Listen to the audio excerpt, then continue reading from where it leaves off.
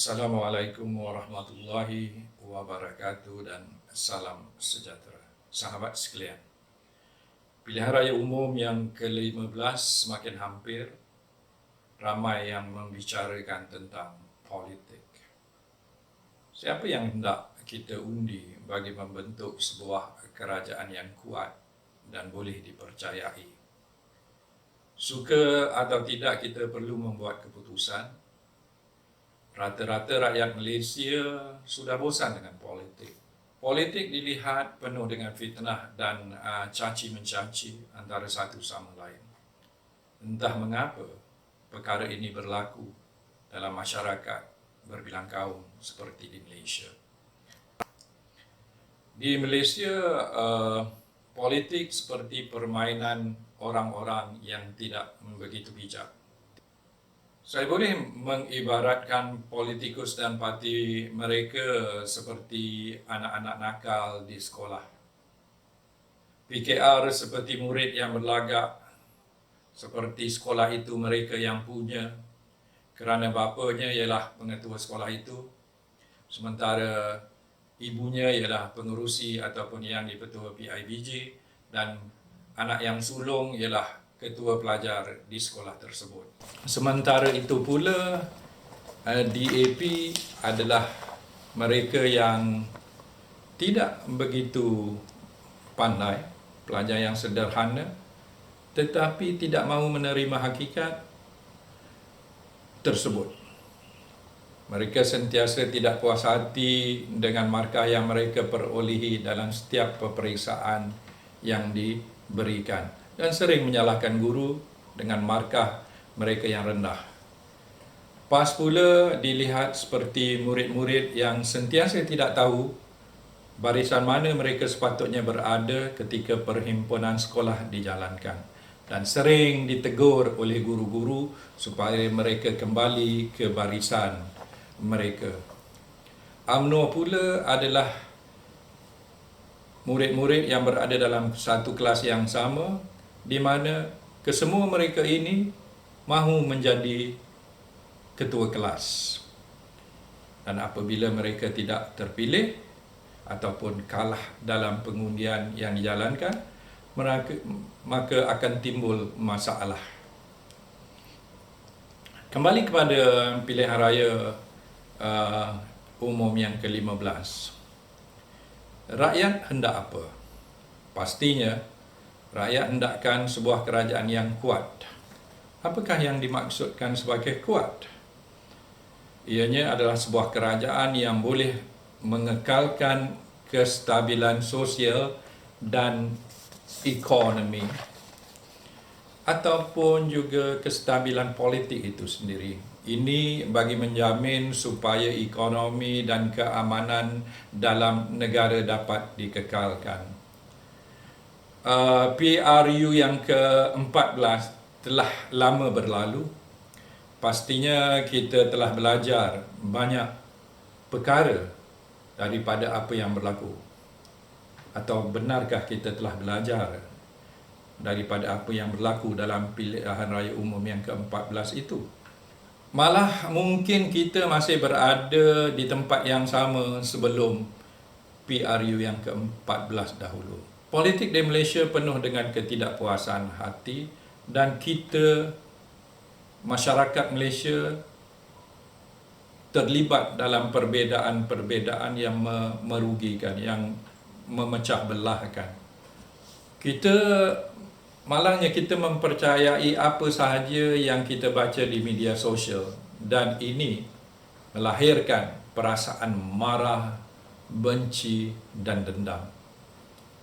Saya berpeluang menonton ucapan para pemimpin Pakatan Harapan dalam majlis makan malam di AP Pulau Pinang yang saya tonton di YouTube. Lim Kit Siang yang pada satu masa dulu berjanji telah mengumumkan persaraannya, tetapi masih aktif lagi sehingga kini, telah menyebut bahawa keputusan kes Datuk Seri Najib ini sepatutnya menjadi satu tipping point bagi orang-orang Melayu untuk berubah. Kongsi dengan saudara-saudara dan saudara-saudari satu term, tipping point. Apa artinya tipping point? Yang biasa tipping point ialah perkara-perkara yang kecil, small insignificant events which became overpowering. Soalan ialah sama ada Najib dihantar ke penjara menjadi satu tipping point di mana masyarakat Melayu yang menjadi dominant population di Malaysia boleh faham dan menerima bahawa masa depan Malaysia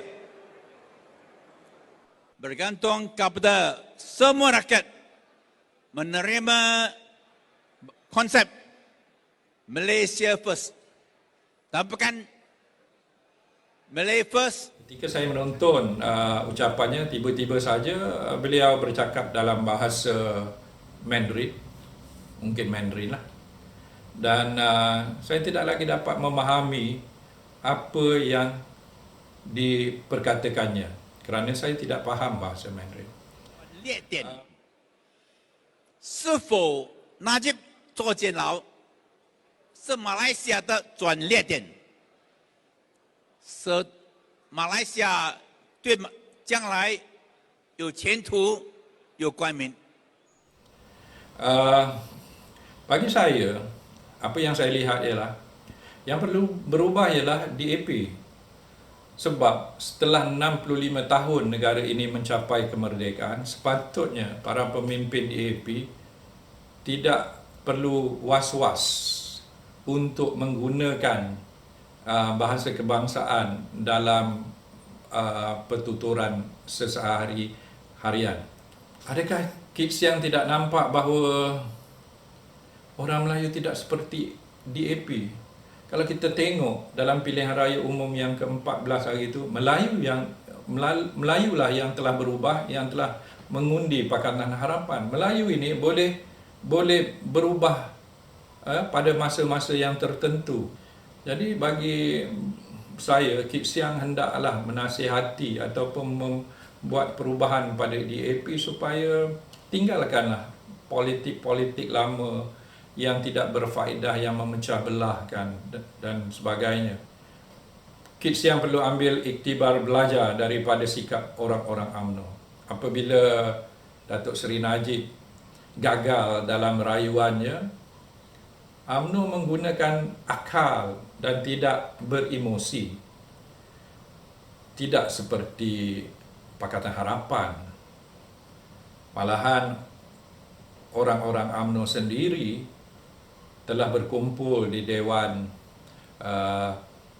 di PWTC. Mereka tidak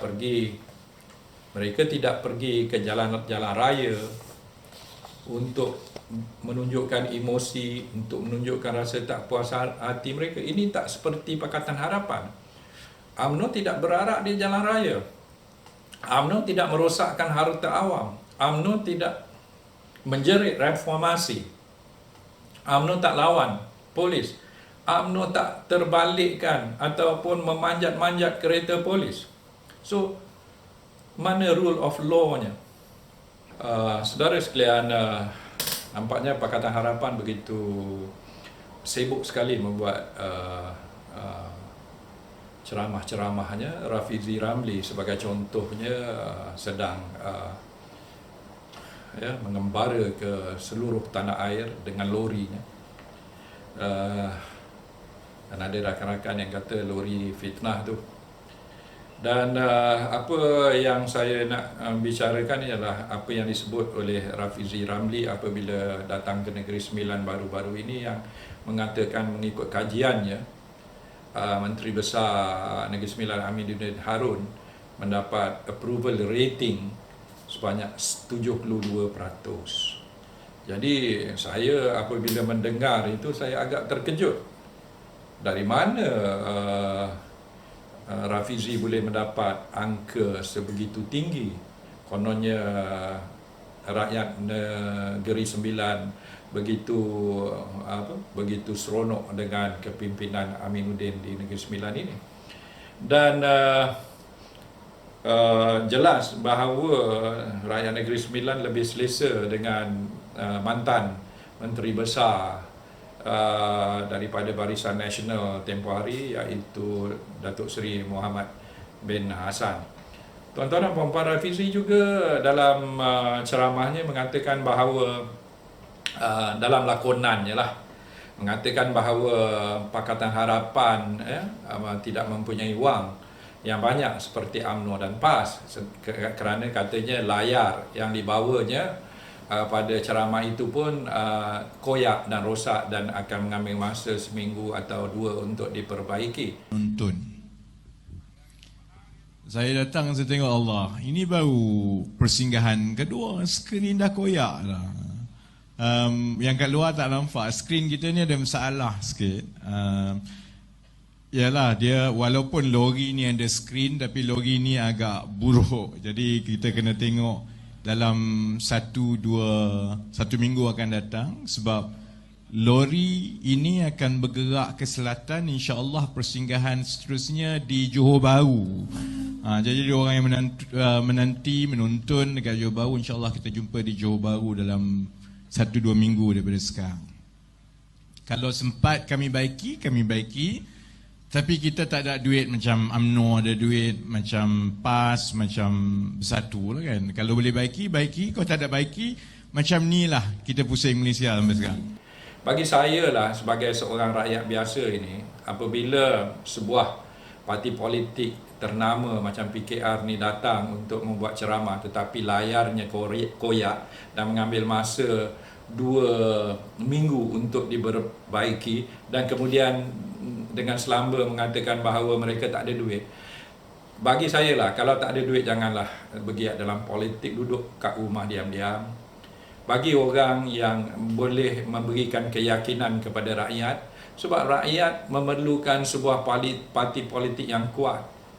Apa pun yang dicakap ialah kita perlukan sebuah parti politik yang kuat yang boleh memberikan jaminan bahawa mereka boleh bentuk kerajaan yang kuat, yang boleh memberi masa depan yang lebih gemilang kepada rakyat. Tetapi kalau datang ceramah dengan layar yang koyak, kemudian berkata pula dalam macam lakonan bahawa mereka tidak punya wang seperti PAS dan UMNO, itu adalah sesuatu yang tidak boleh diterima. Saya pernah menjadi kaki tangan awam, kaki tangan kerajaan dahulu. Kalau ada anak-anak buah saya yang menyediakan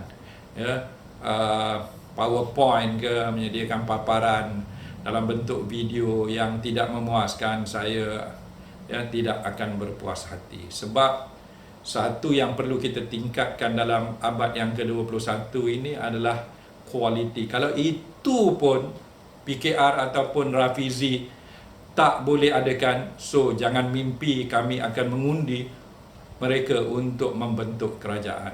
Tuan-tuan dan puan-puan, marilah kita berdiskusi secara menggunakan akli, bukan emosi. Terima kasih.